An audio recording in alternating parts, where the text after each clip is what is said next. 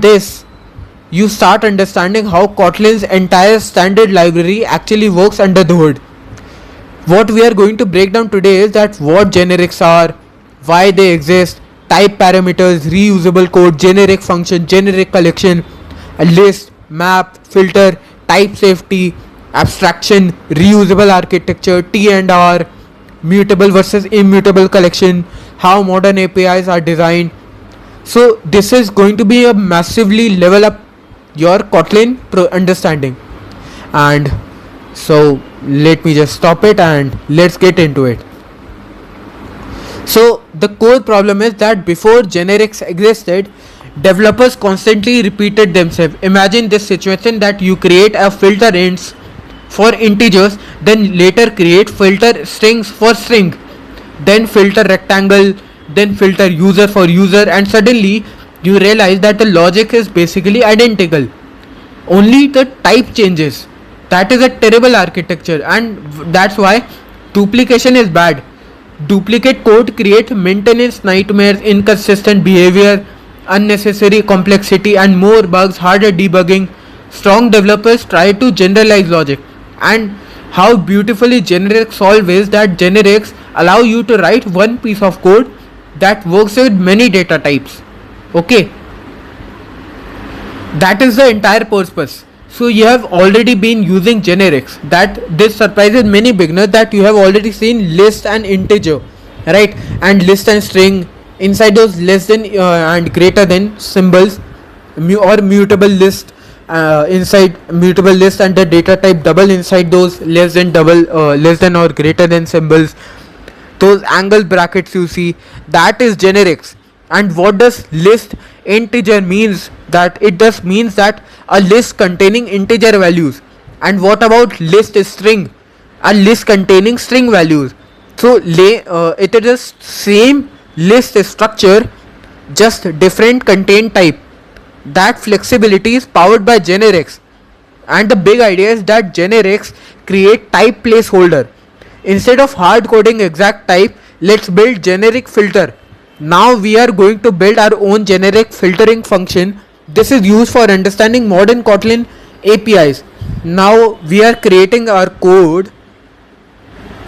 Now this may look intimidating, but once broken, it's actually very logical. Let's decode everything carefully. Now first we have fun T, and this part T, you see here T, this is a generic type parameter because this is very important. So what is it? T is a placeholder name, that it basically means that some data type we don't know yet. Means we can put any data type further in any project we have. So why T? Because it is a convention that developers commonly use, that T is data type, R is result, K is the key, and V is the value. But technically naming can be anything. I just want you to know that an important understanding that T is not a real type itself. It becomes a real type later when function gets called. So now look at list T. Okay. So what this means here is that a list of some type T. So it could be list integer, list string, list user, or list rectangle. It can be anything. Okay. And then we have the extension function, meaning that .myFilter is an extension function. So it means that we are extending list generically. Any list can use this function, use flexibility, right? Then we have the predicate parameter. Now this predicate T and boolean is very important. So let's break it down. What this T boolean means, that function is taking T and it is returning boolean. So what does that mean practically? So if a list contains strings, then predicate becomes string and arrow boolean. And if list contains int right integer, so then predicate becomes integer boolean. So same function adapts automatically, that is generics in action. And if we want a result list, you can see here val result is equal to mutable list of T. So we create an empty mutable list, and the important thing is that it stores same type T. This preserves type safety. And I want you to know one thing, that why type safety matters. Because without generics, you could accidentally mix types everywhere, like strings, integers, rectangles inside same structure unintentionally. So generics prevents that.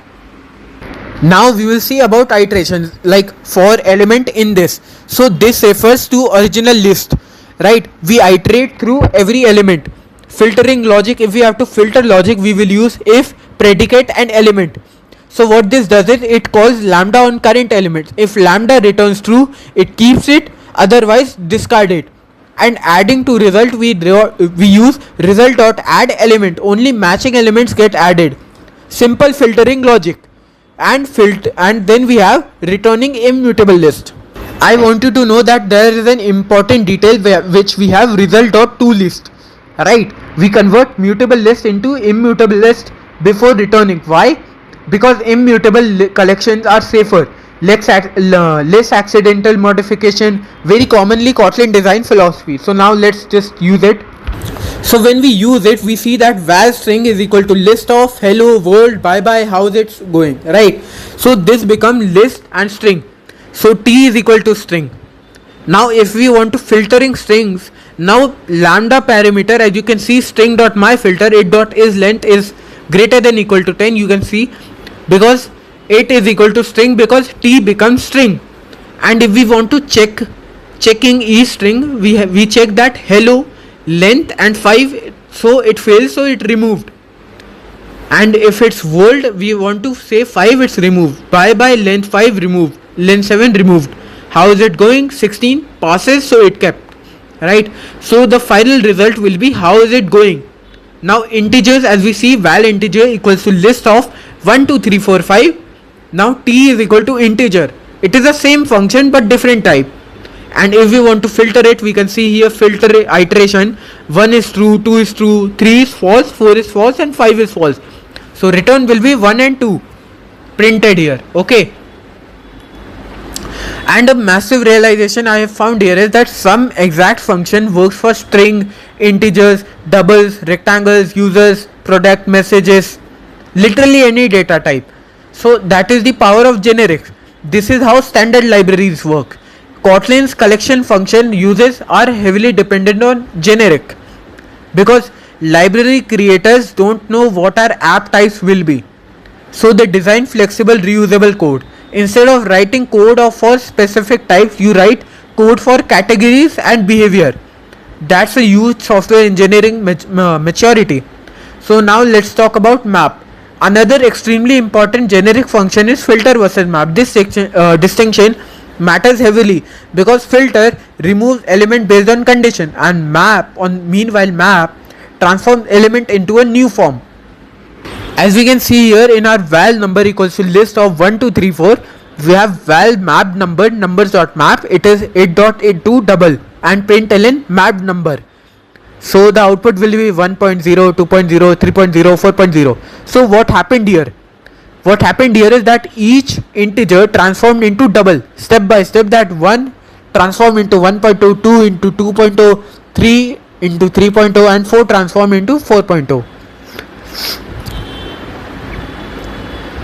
And I want you to know a major difference, that filter keeps and removes, meanwhile map transforms it, right? So that is very different purposes.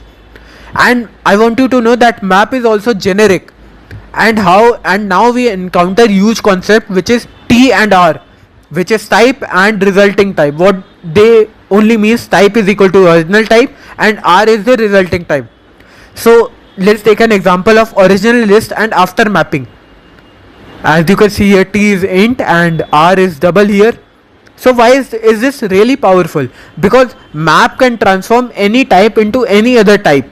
Any type into any other type. I hope you are getting it. Because example, user can turn into user UI, string can turn into integer, product can turn into product card, data bus model into domain model. So modern apps constantly transform data and map becomes essential, which is in real world Android development. You see, suppose API returns user DTO, but UI needs user UI model. So map transforms you one into another. This pattern is everywhere professionally. Now most modern Kotlin APIs combine generics plus lambdas together. That is why both concepts matter so much. Now here's something cool. Notice my filter and string data type was never written explicitly. Kotlin inferred type automatically because compiler saw list and string. That is a very smart type system. So why generics matters massively, because without generics libraries would require insane duplicated code, and with generics you see that one reusable architecture supports everything. That scalability is used.